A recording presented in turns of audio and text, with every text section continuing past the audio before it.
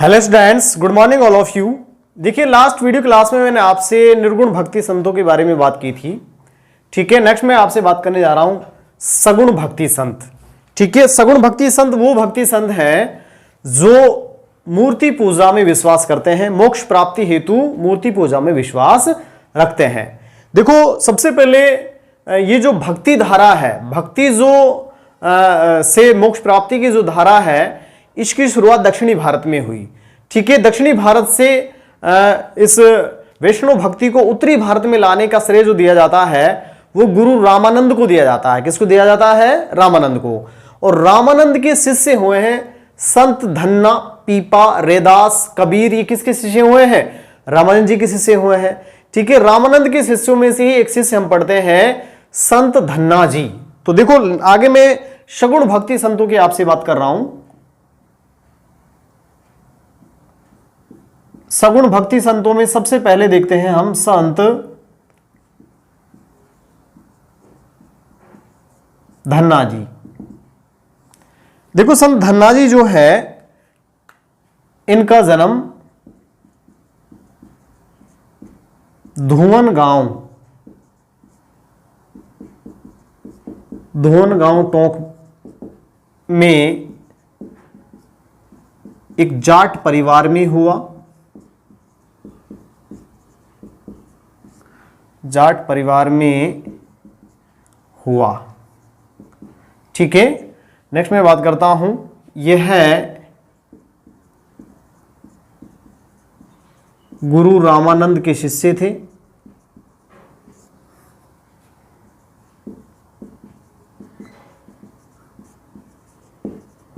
Next मैं बात करता हूं, इसे राजस्थान में वैष्णव भक्ति का जनक,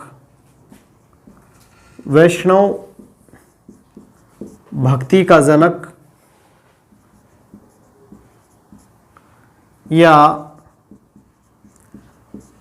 भक्ति आंदोलन के जन्मदाता,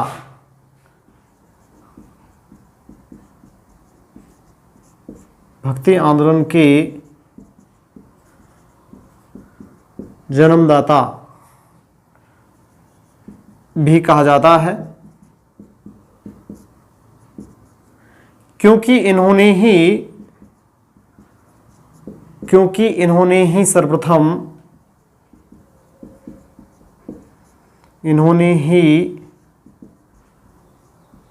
सर्वप्रथम राजस्थान में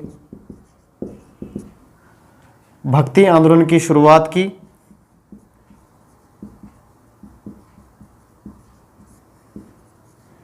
भक्ति आंदोलन की शुरुआत की।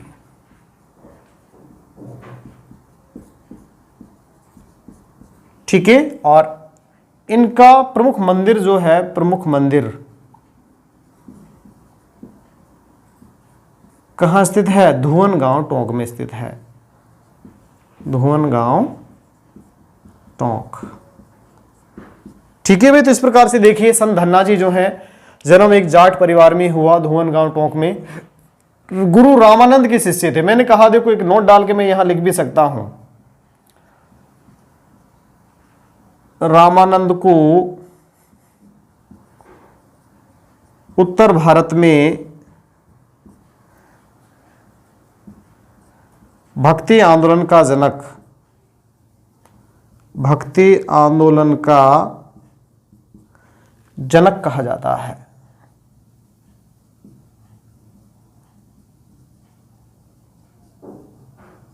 ठीक है भाई, तो उत्तर भारत में भक्ति आंदोलन के जनक तो रामानंद थे, और रामानंद के शिष्य हुए धन्ना जी। धन्ना, पीपा, रैदास, कबीर, ये इसके शिष्य थे।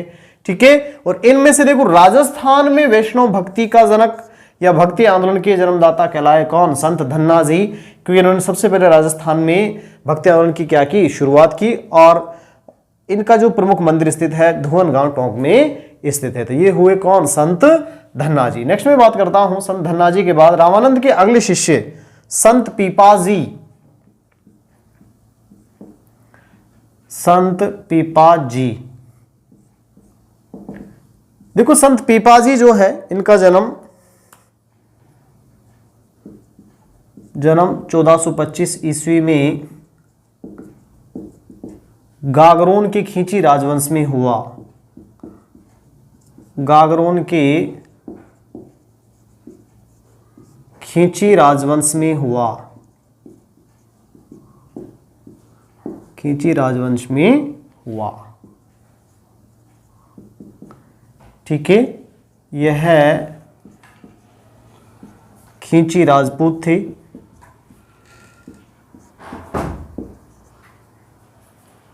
इनके गुरु का नाम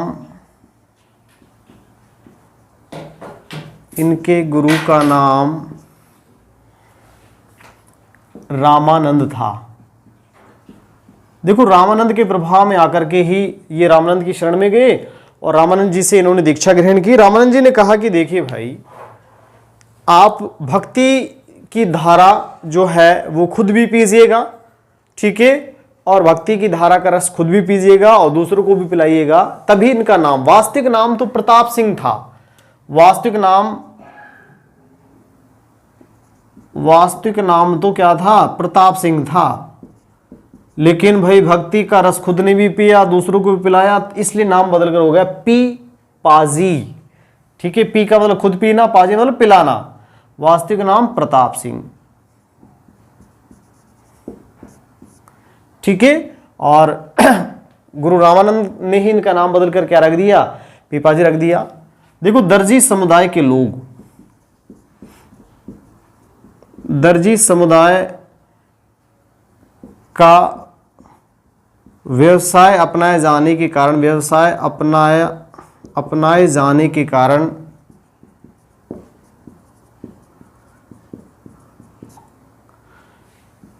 संत पीपाजी को इस समुदाय के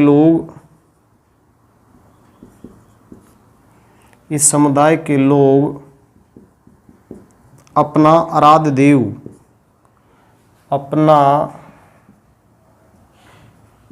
देव मानते हैं। देखो, इन्होंने टोंक जिले की टोडा की गुफाओं में भीषण तपस्या की। संत पीपाजी ने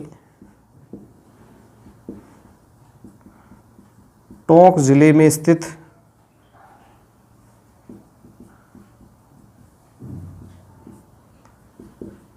टोडा की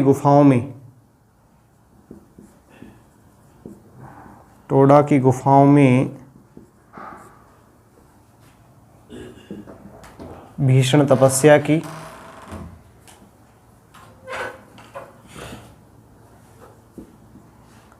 और यहीं पर इनकी मृत्यु हुई।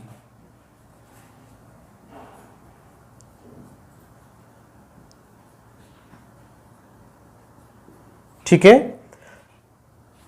प्रमुख मंदिर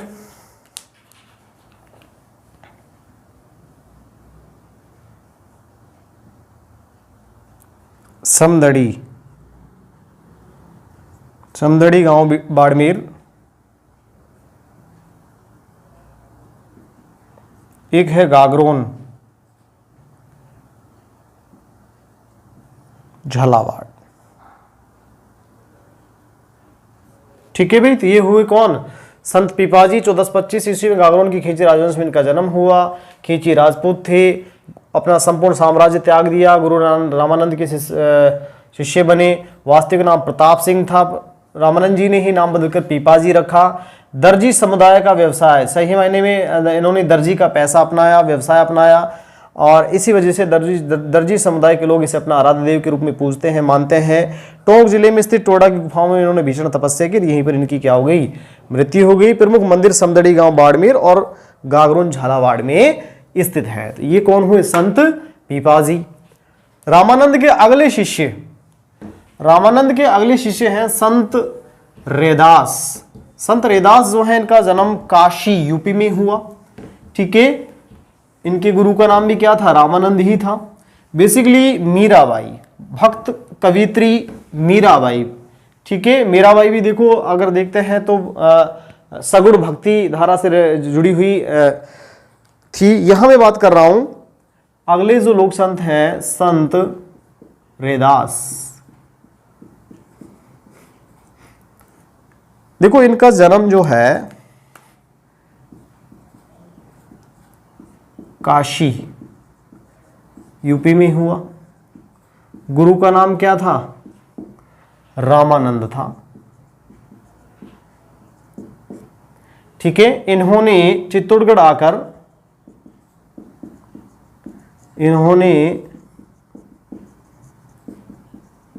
आकर मीराबाई को उपदेश दिए। मीराबाई को उपदेश दिए।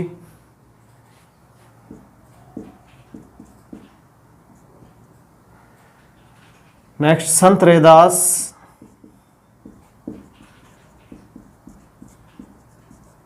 की वाणियां पर्ची कहलाती थी।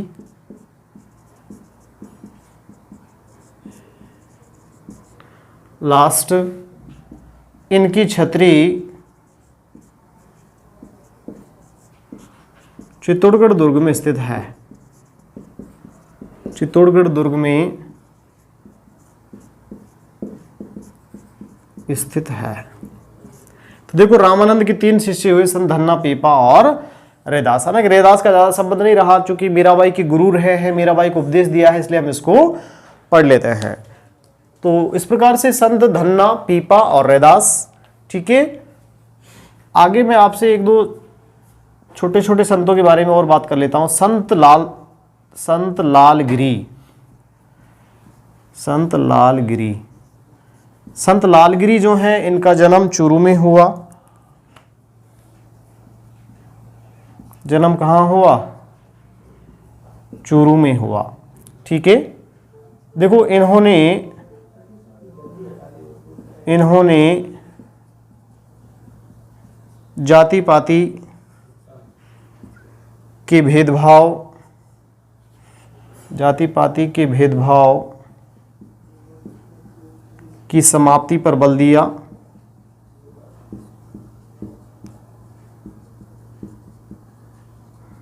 पहली बात। नेक्स्ट मैं बात करता हूं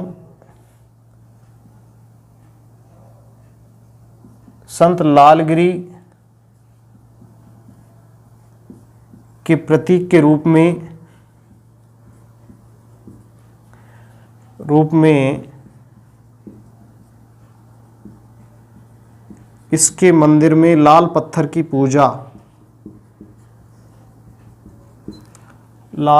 की पूजा की जाती है।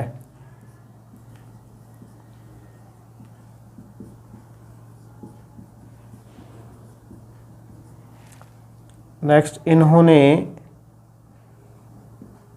अलखिया संप्रदाय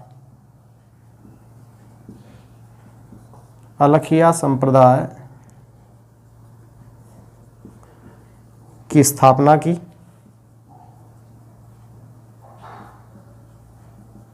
और प्रमुख मंदिर जो है बीकानेर जिले में स्थित है। प्रमुख मंदिर कहाँ है? बीकानेर। ठीक है, तो ये कौन हुए? संत लालगिरी।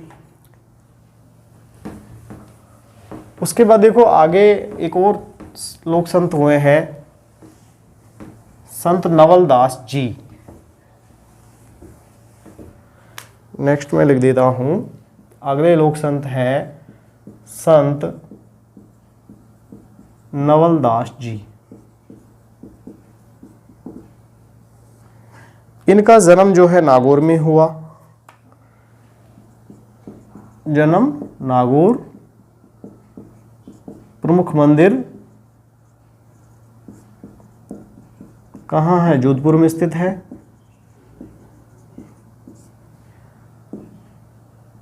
प्रमुख संप्रदाय नवल संप्रदाय।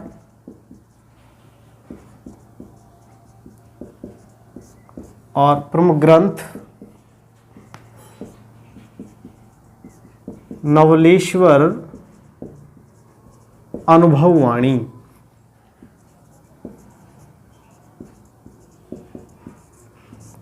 ठीक है, ये कौन हुए? नवलदास जी हुए। नेक्स्ट है संत प्राणनाथ जी।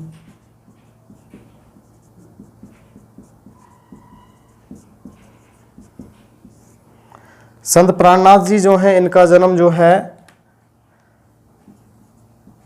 जन्म जामनगर गुजरात में हुआ, जामनगर गुजरात। ठीक है, प्रमुख पीठ है पन्ना, और पन्ना डिस्ट्रिक्ट पड़ता है कहाँ? मध्य प्रदेश में। राजस्थान में प्रमुख मंदिर आदर्श नगर जयपुर,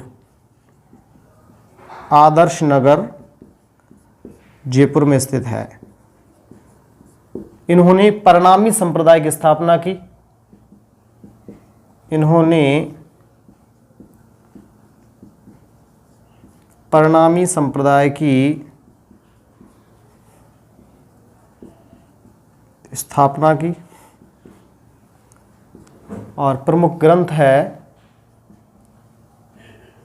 ग्रंथ कोजलम स्वरूप, कोजलम स्वरूप। ठीक है, तो इस प्रकार से देखिए संत प्राणनाथ जी के बारे में बात करते हैं। जन्म जामनगर गुजरात में हुआ, प्रमुख पीठ इसकी पन्ना मध्य प्रदेश में है, लेकिन राजस्थान में देखते हैं तो प्रमुख मंदिर आदर्श नगर जयपुर में स्थित है। आपको पता होगा बीजेपी के पूर्व प्रदेश अध्यक्ष अशोक परनामी जो है वो आदर्श नगर जयपुर से चुनाव लड़ते थे। ठीक है, और वहीं आदर्श नगर जयपुर में ही बेसिकली इसका प्रमुख मंदिर है, क्योंकि वो परनामी संप्रदाय से जुड़े हुए थे। परनामी संप्रदाय की स्थापना इन्होंने आदर्श नगर जयपुर में की। ठीक है, और हम बात कर रहे हैं प्रमुख ग्रंथ जो है वो है कोजलम स्वरूप। प्राणनाथ जी के बाद अगले जो लोक संत हैं वो हैं संत हरिदास जी।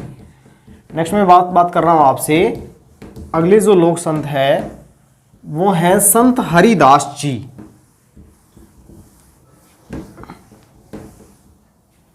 नेक्स्ट बात कर लेता हूं संत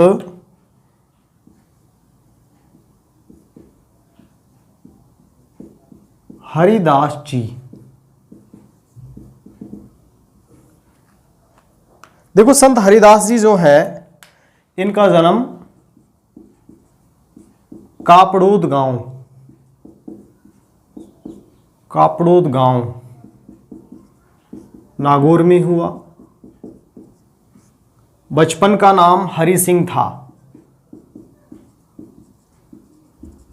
बचपन का नाम हरि सिंह। इनका प्रारंभिक जीवन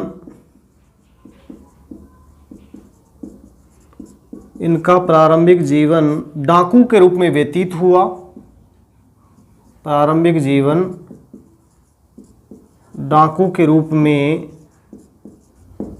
व्यतीत हुआ।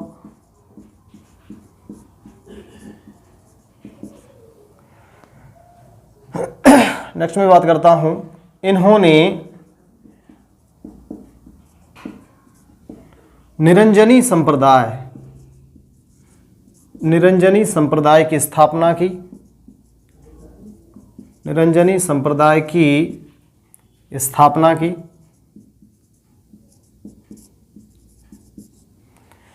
इसे राजस्थान या कलयुग का वाल्मीकि कहा जाता है, इसे राजस्थान या कलयुग का वाल्मीकि भी कहा जाता है।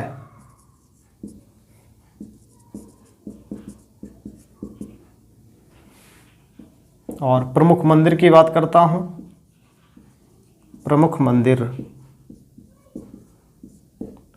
मंदिर जो है गाढ़ा गांव नागौर में इनका प्रमुख मंदिर स्थित है। तो देखो मैंने बात की संत हरिदास जी, जन्म कापड़ोद गांव नागौर में हुआ। बचपन का नाम क्या था? हरि सिंह था।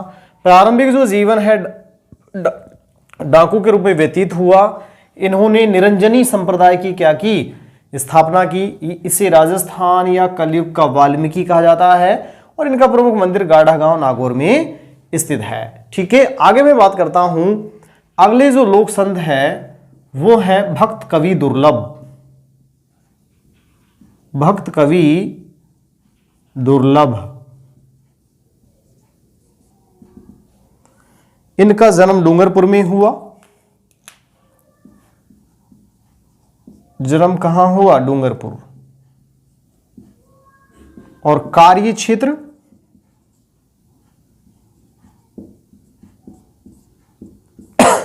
बागड़।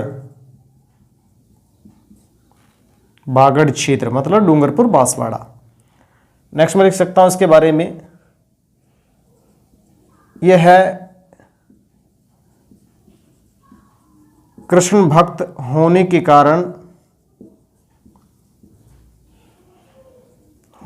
कारण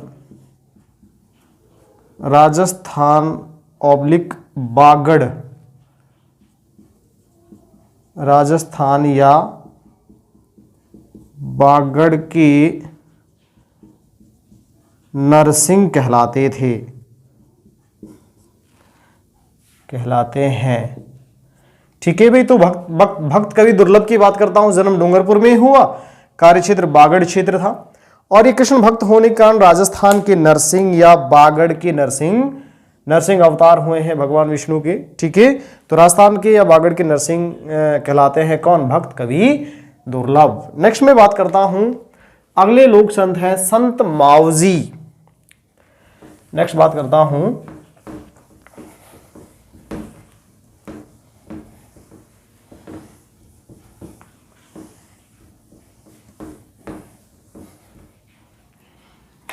नेक्स्ट है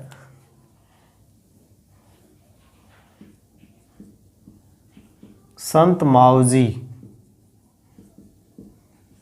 देखो संत मावजी जो है इनका जन्म 1714 ईस्वी में साबला गांव कहां पड़ता है? डूंगरपुर में इनका जन्म हुआ। माता का नाम केसरबाई, पिता का नाम दालम ऋषि।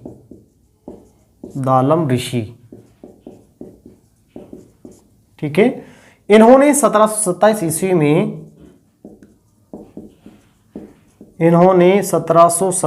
ईस्वी में बेणेश्वर धाम मंदिर की स्थापना की।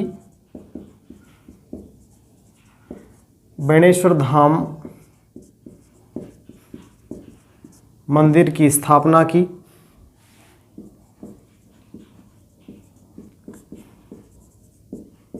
तथा आदिवासियों के उत्थान हेतु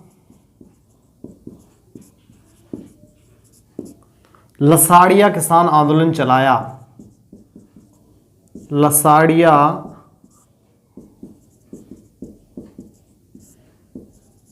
किसान आंदोलन चलाया।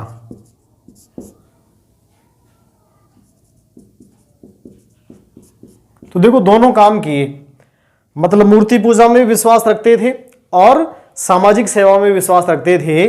ठीक है, तो इन्होंने देखो एक संप्रदाय चलाया, निष्कलंक संप्रदाय। संत मावजी ने निष्कलंक संप्रदाय की स्थापना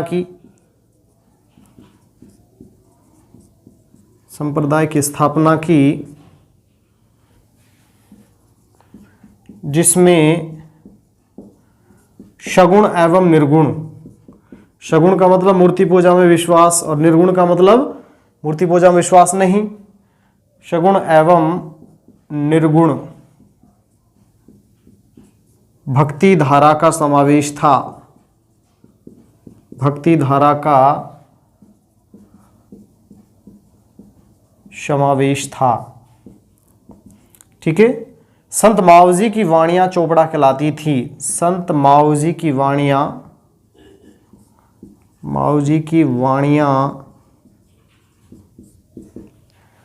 क्या कहलाती थी? चोपड़ा कहलाती थी। ठीक है, तो इस प्रकार से ये कौन हुए? संत मावजी। संत मावजी का जन्म 1714 ईस्वी में सावला गांव डूंगरपुर में हुआ। माता का नाम केसरबाई था, पिता का नाम दालम ऋषि। 1727 ईस्वी में बेणेश्वर धाम में इन्होंने बेणेश्वर धाम मंदिर की स्थापना की। आदिवासियों के उत्थान के लिए इन्होंने लसाड़िया किसान आंदोलन चलाया। संत मावजी द्वारा निष्कलंक संप्रदाय की क्या की गई? स्थापना की गई, जिसमें सगुण और निर्गुण, देखो मैंने दो आपको संप्रदाय बताए हैं। एक तो चरणदासी संप्रदाय था जिसमें सगुण निर्गुण भक्ति धाराओं का समावेश था, और दूसरा कौन सा था? दूसरा भी पढ़ा है हमने, निष्कलंक संप्रदाय भी ऐसा संप्रदाय है जिसमें सगुण और निर्गुण दोनों भक्ति धाराओं का समावेश था। ठीक है, और संत मावजी की वाणियां जो है क्या कहलाती थी? चोपड़ा कहलाती थी। तो इस प्रकार से देखो ये लोक संत हुए कौन? संत मावजी। नेक्स्ट मैं आपसे बात करता हूं कुछ महिला लोक संतों के बारे में।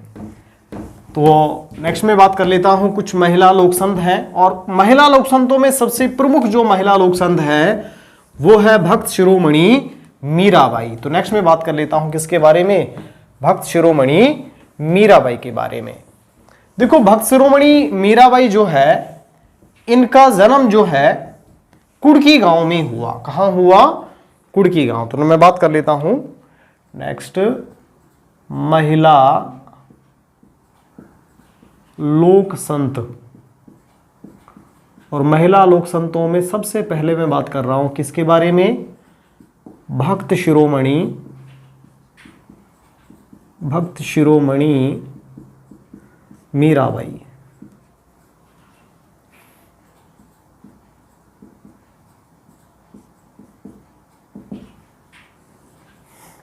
देखिए मीराबाई जो है, इनका जन्म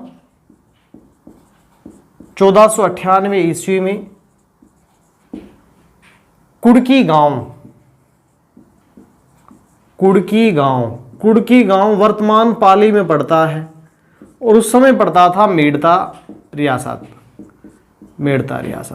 तत्कालीन मेड़ता रियासत, वर्तमान पाली। यहां इनका जन्म हुआ। इनके पिता का नाम रतन सिंह,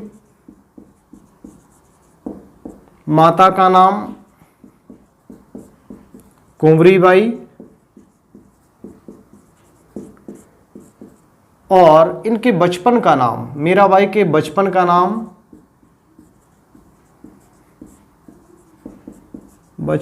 नाम पेमल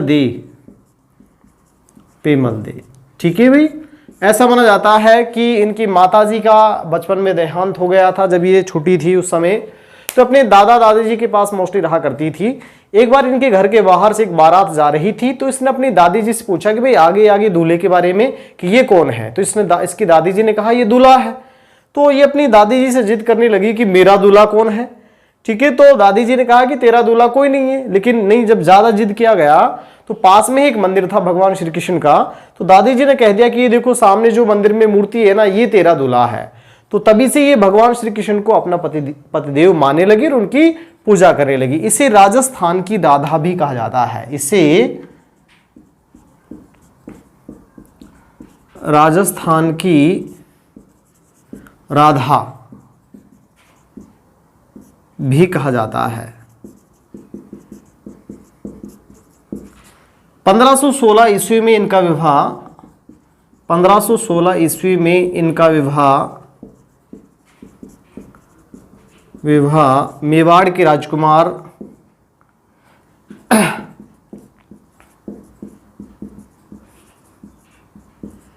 भोजराज से हुआ। मेवाड़ के राजकुमार भोजराज से हुआ।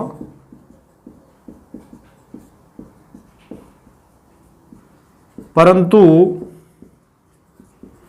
1523 ईस्वी में मीराबाई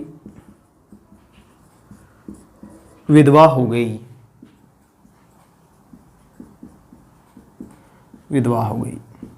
ठीक है, देखो कृष्ण भक्ति में लीन रहा करती थी। इनके बचपन के गुरु, यहां लिख देता हूं मैं, बचपन के गुरु राजपुरोहित चंपा जी थे। राजपुरोहित चंपा जी। धार्मिक गुरु,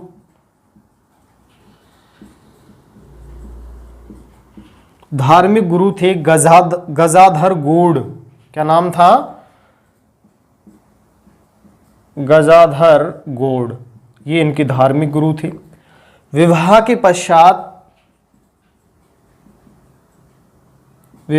पश्चात इनके गुरु रहे हैं कौन? रैदास। ठीक है भाई, तो ये मीराबाई के गुरुओं की बात हुई। देखो मीराबाई जो है, मैंने कहा 1523 ईस्वी में विधवा हो गई थी। ये अपना एकतारा नामक जो लोकवाद है उसको लेकर के चित्तौड़गढ़ की गलियों में कृष्ण भक्ति में भजन गाती हुई घुमा करती थी। इस समय मेवाड़ के शासक राणा रतन सिंह और उनके भाई विक्रमादित्य, उनको बिल्कुल पसंद नहीं था कि इस प्रकार से मेवाड़ राजघराने की बहुरानी नंगे पैर भजन गाती हुई गलियों में घूमे। तो उन्होंने इसको मना किया, नहीं माने। इस परिस्थिति में प्रताड़ित किया। प्रताड़ित करने की स्थिति में ये चित्तौड़गढ़ को छोड़कर कहां चली गई?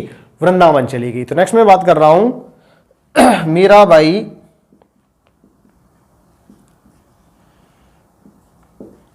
मेवाड़ के शासक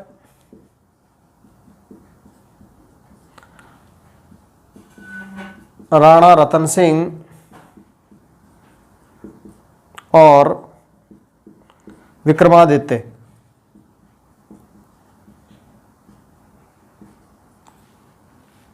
द्वारा प्रताड़ित किए जाने पर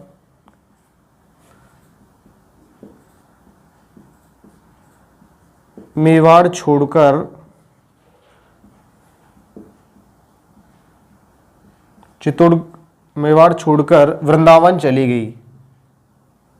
वृंदावन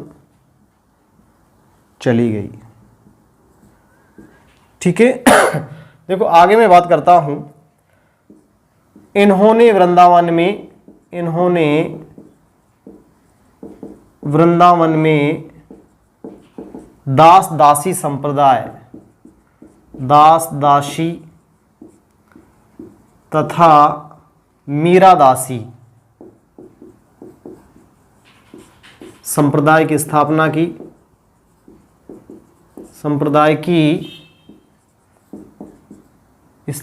की। ठीक है। और गुरु रूप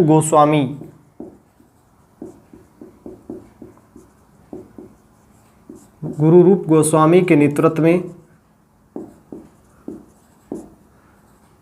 में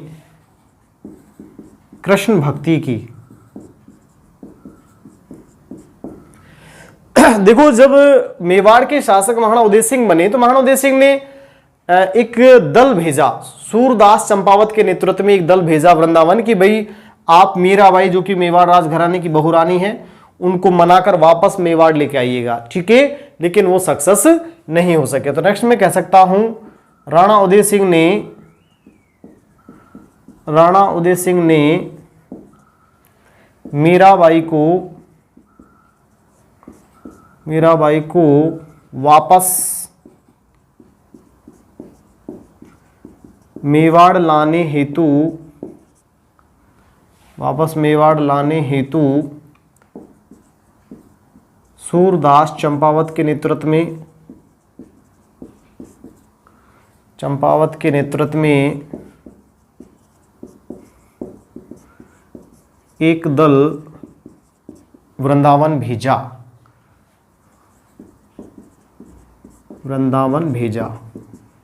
लेकिन वो वृंदावन से वापस नहीं आई। आगे चलकर 1546 ईस्वी में मीराबाई गुजरात के द्वारिका मंदिर की कृष्ण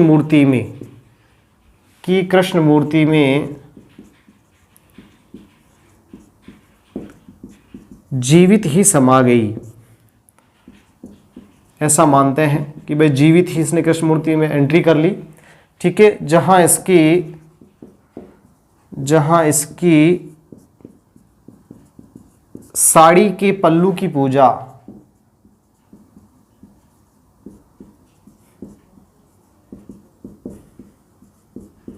साड़ी के पल्लू की पूजा की जाती है। ठीक है भाई, तो ये हुई कौन?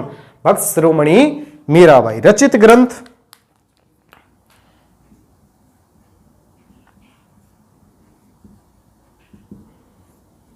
कौन कौन से ग्रंथ? नरसी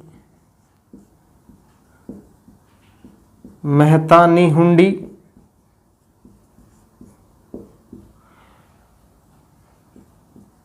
रुक्मणी मंगल, मीरा पदावलियां,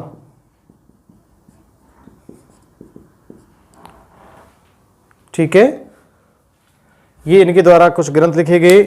मीराबाई के निर्देशन में एक और लाइन लिख देता हूं। मीराबाई के निर्देशन में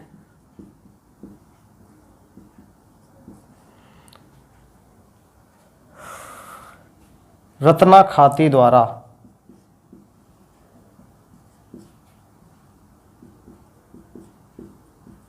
ब्रज भाषा में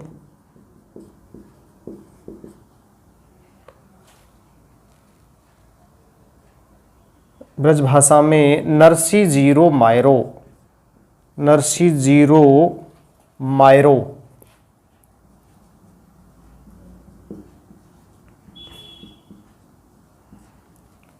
नामक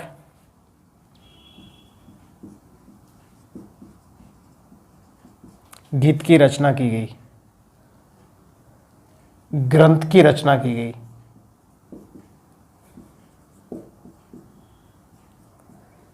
ठीक है भाई, तो देखो इस प्रकार से भक्त शिरोमणि मीराबाई की बात हुई। भक्त शिरोमणि मीराबाई का जन्म 1498 ईस्वी में कुड़की गांव पाली में हुआ। पिता का नाम रतन सिंह, माता का नाम कुमरीबाई, खुद का नाम वास्तविक नाम पेमल देवी था। इसे राजस्थान की राधा भी कहा जाता है। इनका विवाह मेवाड़ के राजकुमार से 1516 ईस्वी में भोजराज से हुआ। 1523 ईस्वी में मीराबाई क्या हो गई? विधवा हो गई। बचपन के गुरु राजपुरोहित चंपाजी थे, धार्मिक गुरु गजाधर गौड़ थे और विवाह के पश्चात रैदास से इन्होंने शिक्षा प्राप्त की। मेवाड़ के शासक राणा रतन सिंह और विक्रमादित्य ने इनको प्रताड़ित किया। क्यों किया? क्योंकि ये मेवाड़ की गलियों में नंगे पैर कृष्ण भक्ति में घूमा करती थी, भजन गाती हुई। फलस्वरूप ये वृंदावन चली गई। वृंदावन में इन्होंने दास दासी संप्रदाय, मेरा दासी संप्रदाय की स्थापना की और गुरु रूप गोस्वामी के नेतृत्व में इन्होंने कृष्ण भक्ति की। ठीक है, कृष्ण भक्ति की। राणा उदय सिंह के नेतृत्व में मीराबाई को वापस मेवाड़ लाने के लिए सूरदास चंपावत के नेतृत्व में इन्होंने एक दल भेजा। ठीक है, राणा उदय सिंह के समय में, परंतु ये वापस मेवाड़ नहीं आई। 1546 ईस्वी में मीराबाई की गुजरात के द्वारिका मंदिर में मीराबाई जो है कृष्ण की मूर्ति में जीवित ही क्या कर गई? समा गई, जहां इनकी साड़ी के पल्लू की पूजा की जाती है। नरसी मेहतानी हुंडी, रुक्मणी मंगल, मीरा पदावली इनके द्वारा रचित प्रमुख ग्रंथ है। ठीक है, और इनके निर्देशन में रत्ना खाती द्वारा ब्रज भाषा में नरसी जीरो मायरो नामक ग्रंथ की क्या की गई? रचना की गई। तो ये थी पहली महिला लोक संत भक्त शिरोमणि मीराबाई। नेक्स्ट मैं आपसे बात करता हूं। देखिए, मीराबाई के बाद नेक्स्ट कुछ अन्य प्रमुख महिला लोक संतों के बारे में आपसे बात कर रहा हूं। नेक्स्ट है गौरीबाई। गौरीबाई जो है डूंगरपुर की रहने वाली थी। इसे बागड़ की मीरा के नाम से भी जाना जाता है। किसको? गौरीबाई को। देखो गौरीबाई, एक गौरीबाई मैंने आपको मांड गायिका भाई बताई थी, गौरीबाई वो भी डूंगरपुर की रहने वाली थी। एक गौरी देवी मांड गायिका थी, वो बीकानेर की रहने वाली थी। ठीक है, यहाँ गौरीबाई जो है महिला लोक संत रही हैं, बागड़ की मीरा कहलाती हैं। संत रानाबाई, हरनावा गांव, नागौर। ठीक है, बेसिकली खोजी जी महाराज जो हैं उनकी शिष्या रही हैं ये। इनके गुरु का नाम अगर मैं आपसे बात करता हूं, गुरु थे खोजी जी महाराज, इनकी शिष्या रही हैं। ऐसा माना जाता है कि एक बार मारवाड़ के शासक अपनी सेना लेकर यहां से गुजर रहे थे, पास में इनका मंदिर था, रात्रि वहां विश्राम किया गया। रात्रि विश्राम के दौरान महाराज मारवाड़ के शासक के द्वारा वहां शराब पी गई, मांस मदिरा का प्रयोग किया गया। गांव वालों ने मना किया कि माताजी नाराज हो जाएंगी, लेकिन नहीं माने। ऐसा माना गया कि उनकी सेना के ऊंट जो है सुबह के समय जब उठने का समय था, चलने का समय था, तो वो बैठे ही रही। बहुत कोशिश की गई लेकिन वो खड़े नहीं हुए। बाद में फिर माताजी को से माफ़ी मांगी गई, माताजी को मनाया गया, तब जाके वो सेना आगे बढ़ी। तो इस प्रकार से संत राणाबाई के बारे में माना जाता है। फूलीबाई जोधपुर, ज्ञानमती बाई जयपुर, भूरीबाई उदयपुर, लालबाई कोटा, इंद्रबाई नागौर, कर्माबाई अलवर और समान ये 2 लोक संत अलवर से रही हैं। ताज बेगम फतेहपुर सीकर से रिलेटेड है। यह एकमात्र मुस्लिम महिला लोक संत, मुस्लिम महिला लोक संत थी। एकमात्र मुस्लिम महिला लोक संत की बात की जाए तो वो कौन थी? ताज बेगम थी। तो देखो इस प्रकार से हमारा लोक संतों वाला जो चैप्टर है वो कंप्लीट हो जाता है। ठीक है, उसके बाद देखो नेक्स्ट में आपसे अगली वीडियो क्लास में चर्चा करूंगा राजस्थान के प्रमुख संप्रदाय के बारे में एक एक करके हम चर्चा करेंगे। कुछ संप्रदाय है और संप्रदाय वाला चैप्टर समाप्त होने के पश्चात हमारा लोक देवी, लोक देवता, लोक संत और लोक संप्रदाय वाला जो सेक्शन है वो क्या हो जाता है? फिनिश हो जाता है। तो नेक्स्ट बात करूंगा राजस्थान के प्रमुख संप्रदायों के बारे में।